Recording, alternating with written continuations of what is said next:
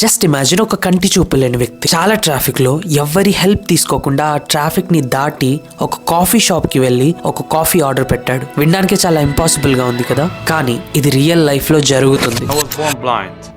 Going to a new place without assistance is hard.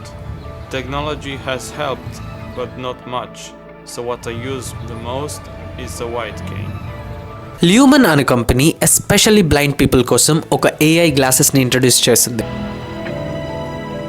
Until now.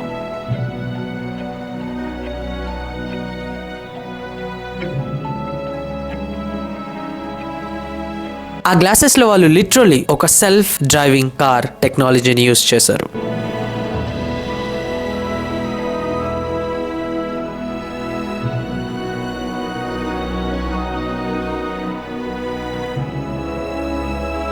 Six cameras, 3 motion sensors, 2 laser projectors, అంతా ఒక చిన్న headset లో. ఈ glasses ని blind people వాళ్ళ హెడ్ మీద పెట్టుకున్న వాళ్ళు నడిచేటప్పుడు వాళ్ళకి వైబ్రేషన్స్ ఇస్తాయి. ఇతను నడిచే లోపే ఆ కెమెరాస్ 100 టైమ్స్ ఆ ఏరియాని డిటెక్ట్ చేస్తాయి. ఒకవేళ ఆ పర్సన్ లెఫ్ట్ కి వెళ్ళాలంటే లెఫ్ట్ వైబ్రేట్ చేస్తుంది, రైట్ కి వెళ్ళాలంటే రైట్ వైబ్రేట్ చేస్తుంది. ఒకవేళ రాంగ్ డైరెక్షన్ లో వెళ్తుంటే ఇన్స్ట్రక్షన్స్ కూడా ఇస్తుంది. ఎలా అంటే ఎగ్జాక్ట్లీ మీరు ఎప్పుడు వినని మీ పేరెంట్స్ మాటలాగా.